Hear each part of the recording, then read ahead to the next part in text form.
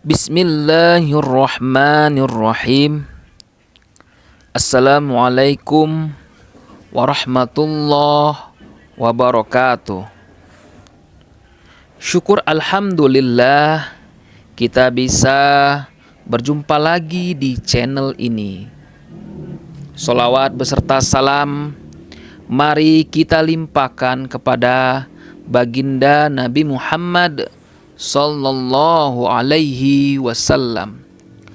Allahumma sholli ala Sayyidina Muhammad wa ala ali Sayyidina Muhammad.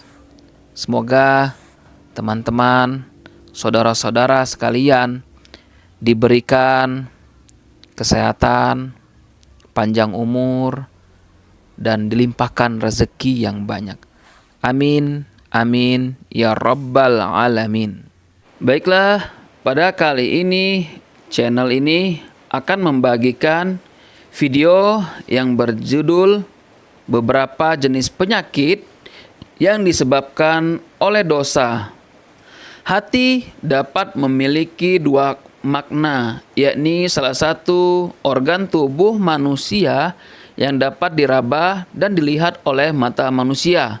Kedua, hati adalah rohani yang sangat halus dan bersifat robbani.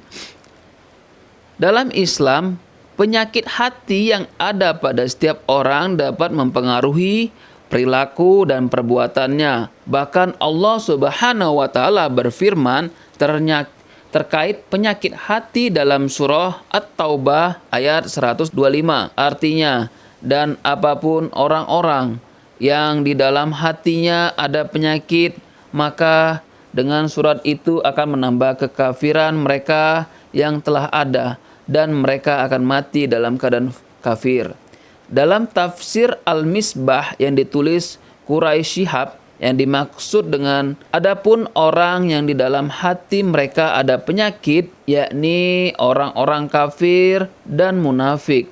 Oleh sebab itu surat tersebut menambah kekotoran rohani mereka di samping kekotoran yang telah melekat dalam jiwa, berlanjut hingga mereka mati dalam keadaan kafir dan kufur. Jenis-jenis penyakit hati.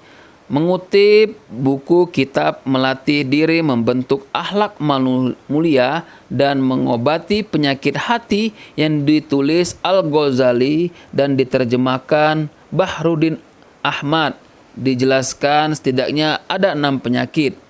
Pertama, ria atau pamer. Ria merupakan salah satu perbuatan tercela dalam Islam. Orang yang melakukan ria umumnya melakukan amal soleh bukan karena Allah Subhanahu wa taala. Perilaku ini harus dijauhkan sebab orang yang melakukan ria tidak akan mendapatkan pahala dari Allah Subhanahu wa taala atas perbuatan amal solehnya. Hasad dan husud, iri dengki. Iri artinya tidak senang dengan apa yang dimiliki orang lain, sedangkan dengki adalah bentuk amarah dari rasa iri tersebut. Perilaku ini harus dihindari karena dapat memutus tali persaudaraan antar umat muslim. Takabur atau sombong. Takabur adalah seorang yang menilai diri sendiri lebih tinggi dibanding orang lain. Perilaku seperti ini umumnya muncul saat orang dititipkan harta, jabatan, dan wajah rupawan atau kepandaian dari Allah Subhanahu wa taala. Ujub atau merasa soleh. Ujub merupakan perasaan yang membanggakan diri sendiri dalam ibadah. Sebaiknya sifat ini dihindari karena dapat mengurangi atau menghilangkan pahala ibadah seseorang dan mendorong sifat sombong. Kelima, ghadab atau pemarah. Sifat ini dimiliki seorang yang sulit mengontrol emosinya sehingga nalarnya tidak dapat berfungsi dengan baik. Bukan hanya dibenci oleh manusia, sifat pemarah juga amat dibenci Allah Subhanahu wa taala. Keenam, ghibah atau bergunjing. Perilaku ini sering dijumpai dalam masyarakat dan lebih dikenal istilah bergosip atau membicarakan aib seseorang. Perbuatan ini harus dihindari karena bisa menimbulkan kebencian dan termasuk dosa besar.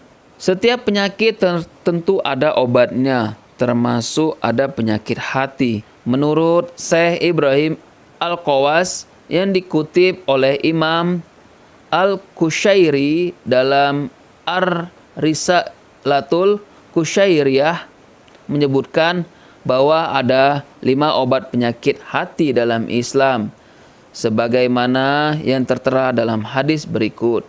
Artinya, salah satu ucapan Ibrahim Al-Qawas adalah obat hati terdiri atas 5 perkara. Pertama, membaca Quran disertai perenungan. Kedua, mengatur pola makan agar perut tidak kenyang, bisa puasa atau cara lain. 3. Bangun malam, tahajud, zikir, atau amal lainnya. 4. Merendahkan diri di hadapan Allah pada akhir malam. Kelima, bergaul dengan orang-orang soleh. Sementara itu, Imam Al-Ghazali dalam kitab Minhajul Abidin membagi konsep penyembuhan penyakit hati menjadi 2, yaitu penyembuhan hati dengan amal-amal ibadah atau sholat, zakat, puasa, sedekah, haji, zikir, mencari rezeki yang halal, amal ma'ruf nahi munkar, dan iktiba.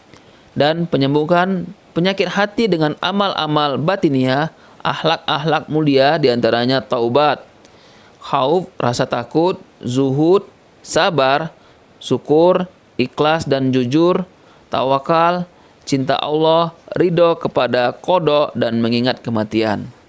Demikian video yang dapat saya bagikan. Semoga video ini bermanfaat. Assalamualaikum warahmatullahi wabarakatuh.